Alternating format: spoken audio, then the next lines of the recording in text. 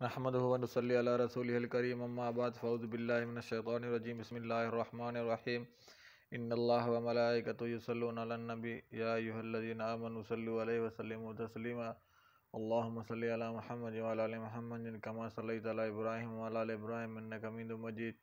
اللہم بارک علی محمد وعلی آل محمد کما بارکت علی ابراہیم وعلی آل ابراہیم انک حمید مجید۔ السلام علیکم میرے بہن بھائی، میرے ویلوگ میں خوش آمدید۔ میرا نام عبدالحق بیہان ہے اور میرے ویلوگ میں ڈیلی روٹین میں قرآن شریف کا ترجمہ رہتا ہے۔ آج میں آپ کے ساتھ سورہ انعام کی آیت نمبر 91 سے آیت نمبر 101 تک آپ کے ساتھ شیئر کروں گا۔ اللہ تعالیٰ ہمیں اس پر عمل کرنے کی توفیق عطا فرمائے۔ اور انہوں نے اللہ کی قدر نہیں کی جس طرح اس کی قدر کرنے کا حق ہے۔ جس وقت انہوں نے کہا اللہ نے کسی بشر پر کوئی چیز نازل نہیں کی، کہہ دیجئے پھر وہ کتاب کس نے نازل کی تھی جسے موسیٰ علیہ السلام لائے تھے، جو تمام انسانوں کے لیے روشنی اور ہدایت تھی، جس سے تم متفرق اور اوراق میں نقل کرتے ہو، اس میں سے کچھ تم ظاہر کرتے ہو اور بہت کچھ چھپا لیتے ہو، اور اس کتاب کے ذریعے سے تمہیں وہ علم دیا گیا تھا جو نہ تمہیں حاصل تھا اور نہ تمہارے باپ دادا کو، کہہ دیجئے وہ اللہ نے نازل کی تھی، پھر انہیں ان کے حال پر چھوڑ دیجئے، وہ اپنے نکتہ چینیوں میں کھیلتے رہیں۔ اور یہ کتاب قرآن مجید ہم نے اسے نازل کیا ہے، یہ برکت والی تصدیق کرنے والی ہے اس کتاب کی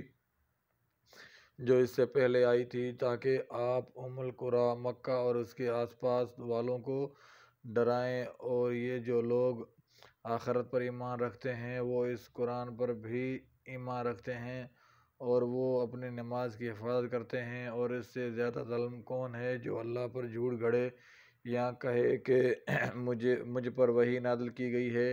حالانکہ اس پر کوئی وحی نازل نہیں کی گئی، اور جس نے کہا کہ میں بھی ایسے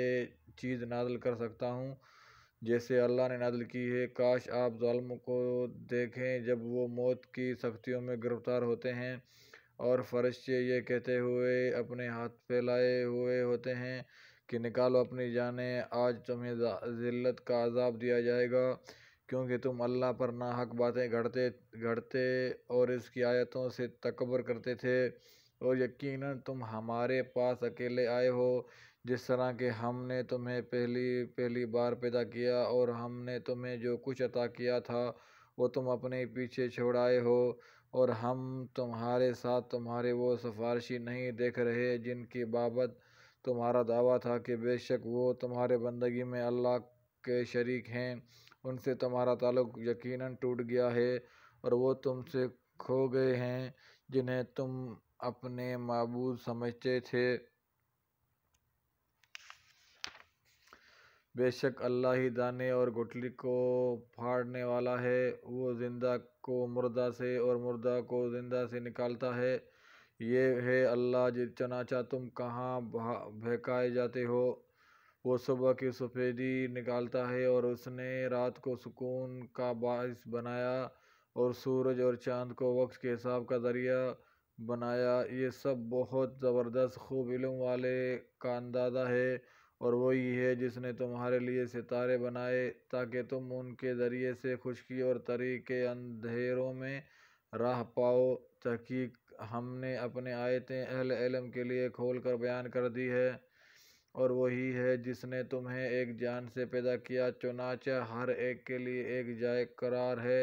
اور ایک جائے امانت۔ ہم نے اپنے آیتیں ان لوگوں کے لیے کھول کر بیان کر دی ہیں جو سمجھ رکھتے ہیں۔ اور وہی ہے جس نے آسمان سے پانی نازل کیا، پھر ہم نے اس کے ذریعے سے ہر قسم کے نباتات پیدا کیے، پھر ہم نے ہری بھری کھیتیاں اگائیں جن سے ہم ایک دوسرے سے جڑے ہوئے دانے نکالتے ہیں، اور کھجور کے شگوفے سے پھل کے گچھے پیدا کیے جو بوجھ سے جھکے جاتے ہیں، اور انگور، زیتون، انار کے باغ لگائے جن کے پھل ایک دوسرے سے ملتے جلتے ہیں مگر ہر ایک کی خصوصیات جدا جدا ہیں۔ یہ درخت جب پھل دینے لگتے ہیں تو ان کے پھل دینے اور ان کے پکنے کی حالت کو دیکھ کر غور کرو، بے شک اس میں ان لوگوں کے لیے نشانیاں ہیں جو ایمان لاتے ہیں۔ اور اس پر بھی لوگوں نے جنوں کو اللہ کا شریک ٹھہرا دیا، حالانکہ اس نے اسی نے تو انہیں پیدا کیا ہے، اور انہوں نے بغیر کسی علم کے اللہ کے بیٹے اور بیٹیاں گھڑ لیں۔ وہ پاک ہے اور ان باتوں سے بلند ہے جو وہ بیان کرتے ہیں۔ وہی آسمان اور زمین کا موجود ہے، اس کی اولاد کیسے ہو سکتی ہے جبکہ اس کی کوئی بیوی نہیں؟ اور اس نے ہر چیز کو پیدا کیا اور وہی ہر چیز کو خوب جاننے والا ہے۔ صدق اللہ العظیم۔ اللہ تعالیٰ ہمیں اس پر عمل کرنے کی توفیق عطا فرمائے۔ اللہ تعالیٰ ہم سب کے گناہ معاف فرمائے، بے اولادوں کو صالح اولاد عطا فرمائے، بے روزگاروں کو رزق حلال عطا فرمائے۔ انشاءاللہ دوسری ویلوگ میں پھر ملاقات ہوگی۔ السلام علیکم و رحمۃ اللہ وبرکاتہ۔